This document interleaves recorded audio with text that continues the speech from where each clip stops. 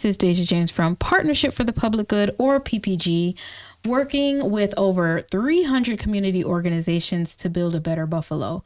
We're delighted to join you every Tuesday morning, now this year at 11:30 a.m. on Power 96.5 FM and Mix 1080 AM. You can also watch full video of every show on our YouTube page. Follow PPG Buffalo on Instagram or Facebook for more information and how to access videos of the full podcast of the show. And of course, you can always get great information on our website, ppgbuffalo.org. Before I introduce our guests, I want to highlight a way you as a listener can interact with us here at The Public Good. We want to hear your thoughts on how we can better our community. Email us at info@ppgbuffalo.org to let us know your ideas for change. We'd love to hear of community organizations you appreciate, initiatives you believe deserve more spotlight, or anything you'd like. We also encourage commentary, questions, and feedback on current episodes of the show, which I will get into now. This week, we are joined by Jeff Lebsack, the Riverline director, and Krista Berry from Buffalo Center for Arts and Technology. They're both here today to discuss a really exciting new workforce development program, the 2024 Landscape Maintenance Technician Program. There is no cost to this program, and you actually get a small stipend to participate in the program as well. And the registration is needed by January 29th. So we're doing it in a timely manner, talking about this program. But I'll let you both just introduce yourselves really quick, and we can get into a little more about what this program is and the opportunity is for community. Okay, I'm Jeff Lebsack. I'm the Riverline director. The Riverline is a project of the Western New York Land Conservancy. And we are the funders for this, or one of the funders for this landscape maintenance technician training. The Riverline will be a new nature trail and greenway in the city of Buffalo in a couple of years. In the meantime, we are, trying to learn about workforce development because we will be hiring people to be our workers on this project. And so that led us to partner with the Buffalo Center for Arts and Technology, who are very successful with adult workforce training programs. So that's how we're connected, and we're very excited about this program this year. It's really exciting. I love new outdoor space. We'll get into that in a minute, but I'll let you introduce yourself, Krista. Yes, I am Krista Berry. I'm with the Buffalo Center for Arts and Technology. At BCAT, we have adult workforce programs and also youth arts and technology programs that we assist adults who are and underemployed and high school students within the Buffalo City area. That's awesome that you also work with youth. Yes.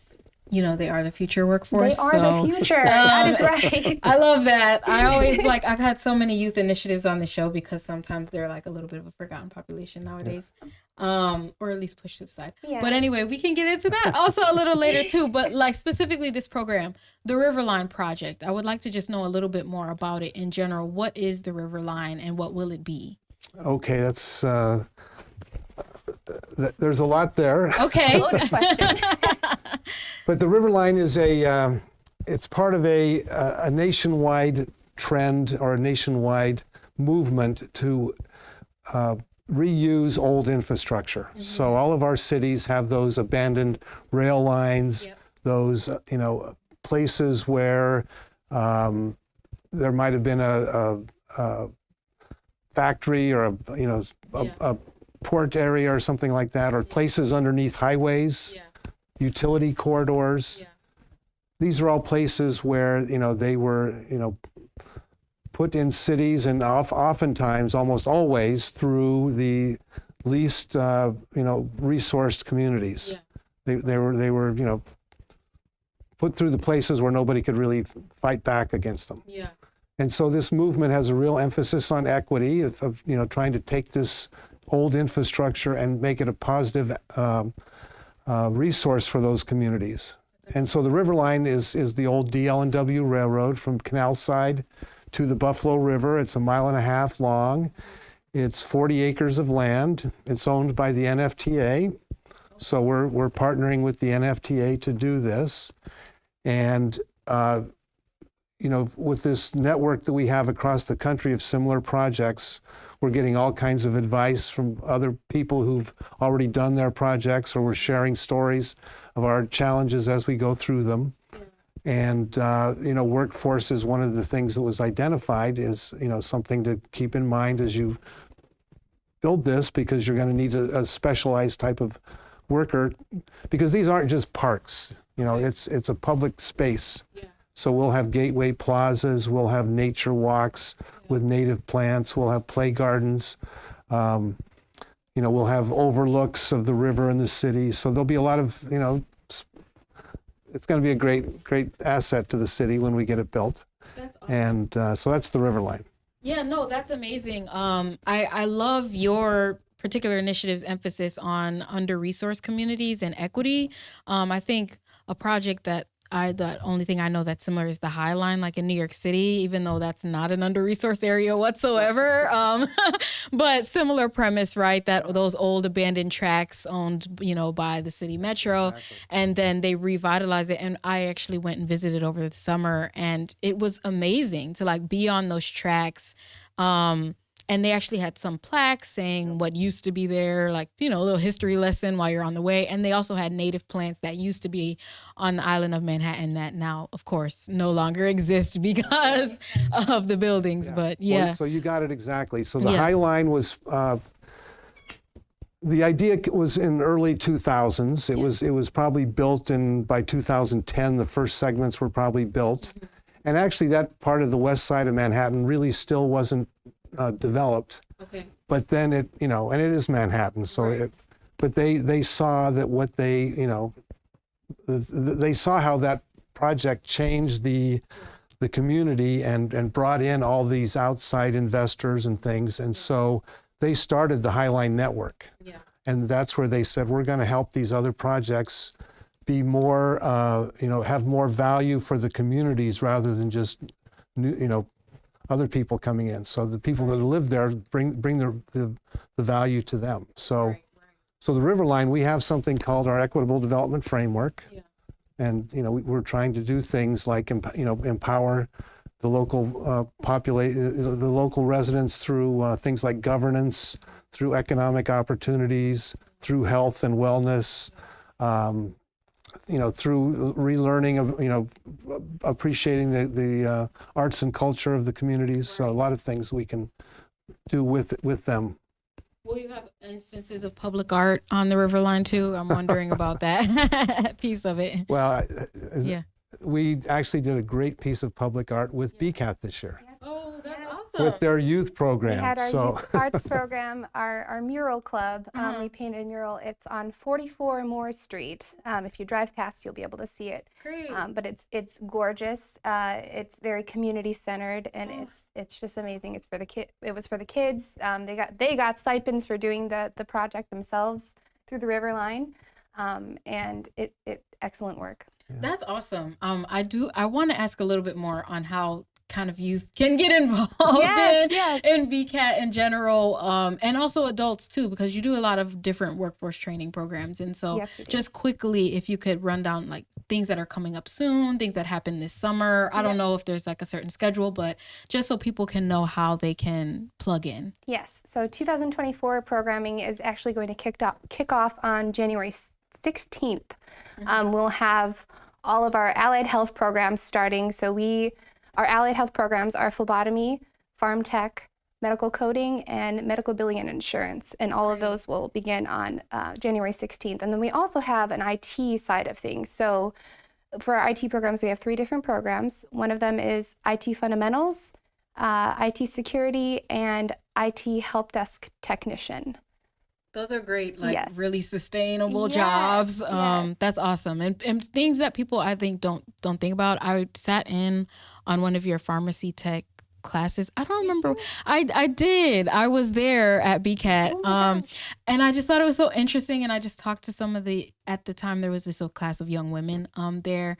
And just wondering, how did you hear about this job? How did you, and just the outreach that you all do to community to let them know what's possible. A lot of them had different jobs that they weren't necessarily happy with. And they were like, this is really a way I can make a sustainable future for me and my children or my family. So it's just really admirable work that you all do there. So I just want to make sure that that's highlighted on this show as well. Of course. Thank you. Yeah, of course. But speaking of sustainable jobs, for the Riverline itself. Obviously, there's a lot of upkeep that's needed for that, and that's part of the reason why this technician program is occurring. What exactly do these specific positions or this training program do? What is it? What is the type of job, et cetera? Well, the landscape maintenance technician program was actually developed by BCAT 3 years ago, and that came about because Buffalo Olmsted Parks, in conversations, they were saying we can't find, the workers we need to take care of the parks every year. So, they hire a lot of seasonal workers, they're called, but, they also have a lot of full-time workers as well. But they said, we have a real problem with finding the people to take these jobs on. And Gina Burkhardt at BCAT said, well, we can help with that. So, and the other thing that, that Gina really gets, and is, part of what we do too, is that Buffalo's known for our parks. Right. The Olmsted Parks, this is famous. Right. People come just to Buffalo to see the Olmsted Parks. And so the maintenance, landscape maintenance technician program covers a lot of the technical elements of landscape. So, it's going to start with turf maintenance. There's things about, planting perennials, things about annuals, tree maintenance. Then there's a special course on equipment operation. So you're going to be working, special equipment. There's a whole session on safety. That's always a, thing that you have to take into account with this kind of work, with the tools you're working with. And then the other thing that I think is really important, and I think we'll maybe spend more time on this, but that's just, workforce readiness, learning how to prepare a resume and understanding the importance of being on time and how to relate with your fellow workers. A lot of these things, the clients just aren't aware of. And so it's not just the technical things about landscape, it's about being a good employee. Yeah. And those things that then make it a career. So Krista can tell you about some of the graduates of this program. If you want, you can come out of this and the sky's the limit of where you can go. Yeah, and I saw there were some success stories that you guys included in some of the stuff you sent me, but wondering, how are students, once they get out of this, is there a certificate that they get? How are they able to utilize these skills in this training in their life moving forward? Yes, so there is a certificate at the end of the program that they will receive. It's a nationally recognized certificate through the National Association for Landscape Professionals, yep. NALP. And we also, so the marketing for this program works in two ways. So it not only works for the potential employees, our students at BCAT, but it works for the employers as well. So right now we're doing a lot of outreach for landscape firms around Western New York to try to partner with them so that we have a placement site for our students when that time comes, because there are two aspects of this program. One is the instructional piece and the other is the in-field training, which is very, very important. Obviously, you have to have some kind of hands-on training before you go into a career like this. Right. So we are working on two levels of that. So we are asking landscape firms around Western New York to partner with us so that we can get these students the hands-on experience that they need to be successful in that field. So everyone listening, if you know somebody, have a landscape business or anything like that, reach out to BCAT. Or if you want to start a landscape program yourself, if you want to start a career, this is the perfect opportunity for you. Yeah. And you get paid while you're doing it, while you're taking the classes and during the training.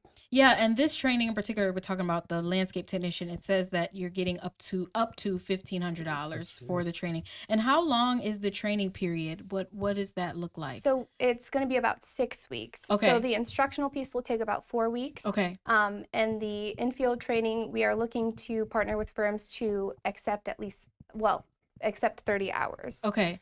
So that's about a work week. And so and the application deadline would be the 29th. And then when would you anticipate starting the trainings that people need to be taking this time So the deadline to register is January 29th, and the actual classes begin on February 5th. Okay. And something to note about our classes is that this year we're doing it completely different than we've done from any of the other years, in that we're doing a hybrid online synchronous learning, which means that their instructors will be live, but they'll be able to remote into the class And the class will be held from Monday through Wednesday from 5:30 p.m. to 8:30 p.m.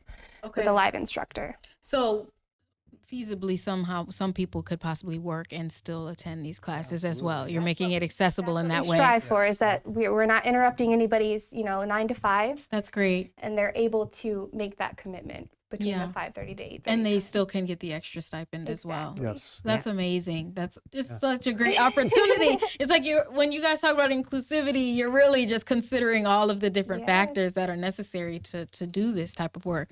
Yeah. As Jeff said, we're in our 3rd year of this, so we're a little bit more seasoned than we were last year for sure. Yeah. And it's proving to be successful. And how have students that have gone through in the past few years done, or how have they felt about the program? So actually, we have been meeting with Buffalo Olmsted Parks. They have 2 employees there that are former BCAT students, and they are both right now. They started off as seasonal employees, as that catch-all. Yeah. But now they are both superintendents in their jobs, and we are so proud of them. That is just incredible that they in just 2 short years were able to make this. Like that is something to be proud of. A huge accomplishment. Yeah. Yes. That's what it's about. I mean, that's really what it's about. Yeah, and we love to see that. Yeah, it's being a landscape maintenance person is not an easy job. No. But if you're somebody who likes to work outside, work with your hands, see the results of your labor. I mean, that's what both of them have talked about, is going out to work in the morning and prepping a piece of land to plant flowers in, or in the case of Patrick's thing, to work on the golf course and have a beautifully, perfect green for the golfers. Both of them have said, people come by and say, thank you, this is beautiful. And so you get that really meaningful type work. And yeah, absolutely. It reminds me of a conversation a few weeks ago, or last year rather. I had a guest on from Home Beneath Our Feet, and what he does is he actually does youth programming similar to BCAT, but about urban grass and ecological spaces. So what he does is he teaches them life skills through the act of gardening, and it's beyond just gardening. Like, yes, there's the manual labor of doing it, tilling the soil, doing all those things. But it was like the gratification of the students afterwards. They grew a bunch of vegetables, and at the harvest last fall, they were all able to take home bags and bags of groceries to their families, right? And so how great was that not not only did they redo and reutilize unused lots in the city of Buffalo, but they were able to provide food and nutrition to their families as well. And on top of that, it taught them responsibility and gave them something to look forward to. And he also talked about the actual just mindfulness and meditation of actually working with soil and working with the land and things like that. And also, like you're saying, the beautification of our area, because with a lot of these abandoned urban spaces and other things like that, some people feel that our outdoor spaces aren't the best, especially in certain areas. And so who's going to take power for that other than ourselves and actually doing that work? And I think it's an empowering thing. And that was just the conversation I had with Dwight, who is the director of Home Beneath Our Feet. But it's exactly just emanating everything you were saying. We're hearing a lot of it, conversation about this now since COVID. How when we were cooped up, all of a sudden we wanted to get out in nature. Yeah, we did. And it's a reconnection. I mean, it's a human need, I think, to sit underneath a tree or put your hands through the soil or something. I mean, I grew up on a farm, so I sort of understand that. And growing your own food, for example. We can't all do it, but you still want to at least go out and hear the birds and see a squirrel, and there's something about it. And it just gives you a newfound appreciation for existing. Something there's science that shows that it improves your mental health. It's good for you to be in nature and see nature. So yeah, absolutely. And projects like the Riverline give the opportunity for more spaces to be able to do that as well, which is great. I'm wondering, I think you mentioned part of what the timeline is for the Riverline project, but just if you could reiterate, like, what the timeline is of when that's going to be done, when we're all going to be able to enjoy Yeah. it. I'm excited for it. Well, already. this year we're doing a bunch of the I don't want to call it boring stuff, but it's all the groundwork. Yeah. Pardon the pun. Yeah. That has to be done, based on the funders. So we have to do environmental studies. Okay. We have to do those types of things. So we're going to get that all done in 2024. We also have funding to do design for one section of the Riverline. And we have a little bit of funding to do the construction for that. So hopefully the design will be completed by early 2025. And in 2025, we'll have construction underway on one part of the Riverline. And we also have some grants that are pending that, could allow us to do even more in 2025, depending on how, those grants come in. So we hope to have, a groundbreaking, have a groundbreaking in 2025. I know funders also listen to our show, so hint, hint, wink, wink, nudge, nudge. For all of the funders out there. Right. But this is just amazing opportunity for community in a multitude of different ways. We've talked a little bit about what the opportunity of this is, but I do think that the reason you all are thinking about this so holistically is because there has been like a history of us not having enough public spaces in the right areas, and then also a little bit of a workforce gap, right? Like you said, there's a lot of people that want the jobs, are ready to work, but don't necessarily have the skills. So I'm wondering, in both of your opinion, like what has that gap been? And that maybe isn't a huge conversation in itself, but what have been some of the challenges you find, especially at BCAT and getting people in? Obviously they're so ready to work, but why are they unable to get that connection? So there are a lot of social and economic barriers that individuals face especially on the east side of Buffalo, when seeking work. And that's something that we look to kind of put a stop to and break those barriers at BCAT, because what we're finding is that a lot of people just don't have the right connections to get in somewhere. And that's ultimately, especially in a city like Buffalo, you have to know people to make it, So we are breaking down those barriers by getting employers directly involved with our programs, and kind of seeing our students through to the end. And that, I think, is the biggest help, is just having the connection with the employers, being able to, whether it's interning at a site or just mock interviews, things like that. That has been very, very helpful for our students. And that's something that, I think everyone faces, with the social and economic barriers, but it's really bad here. And there's a lot of redlining, so that has become a huge issue for the workforce as well. That's interesting. And I'm wondering, for the public space or a project like the Riverline, it took a lot of work for them to even get Canal Side done. What are some of the barriers in doing some of these urban development projects? Yeah. So our funding that we're helping the program with comes from a national funder, and it's through the Highline Network. So this was called the 5-City Workforce Pilot. So the Riverline is part of a group that includes the 11th Street Bridge Park in Washington, D.C., the India Basin Park in San Francisco, the Great Rivers Park in Grand Rapids, Michigan, and the Herald. I always forget the name of this one, but it's a park in Dallas. Okay. So we've got, Washington, Dallas, Grand Rapids. We got the whole country encircled here. Yeah. And all 5 of these projects are in the middle of their design and construction. And so the purpose of this grant was to allow us to share and learn from each other. So, Krista mentioned some things, but, obviously, the ability to have travel, to have childcare, to, how do you support yourself while you're doing the training? Yeah. That's why we're paying people. Yeah. The ability to get along with your fellow workers. Yeah. That's why I talked about the skills that we're including in the training. I heard stories from Washington where their program, people from a certain part of the city go to a construction project and they get initiated, so to speak. People are going to say, okay, let's see if they can take it, right? You're the new kid on the job, and so you have to learn how to not get fired. There's things like that are all these barriers that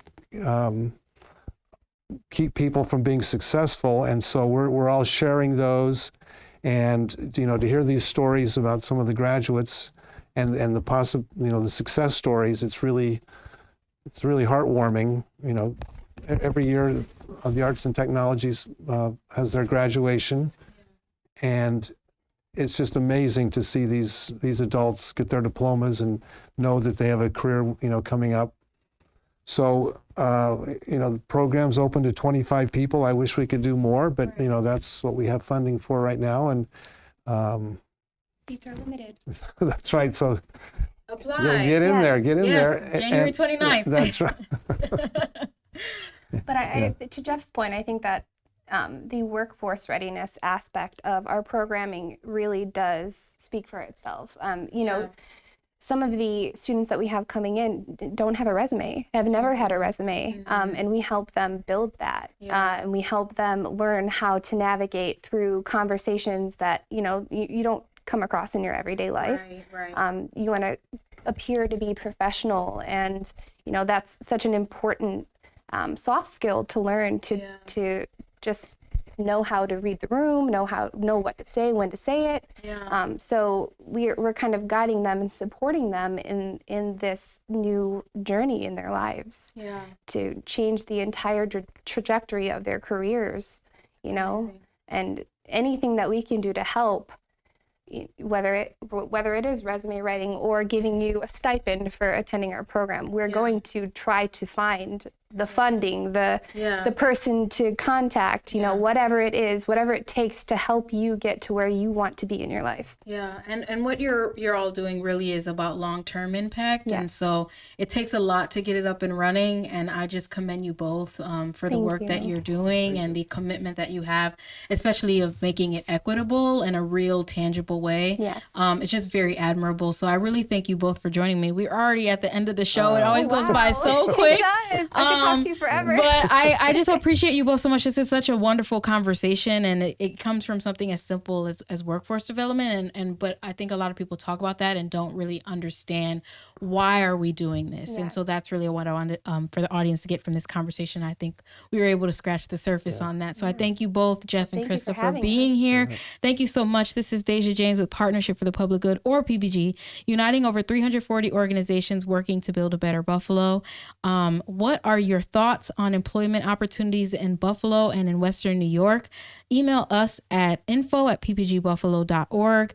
Send us a recording, an email with your comments, your thoughts. Be sure to let us know where you're listening from. It's The Public Good, Tuesday mornings at 11:30 a.m. on Power 96.5 FM and Mix 1080 a.m.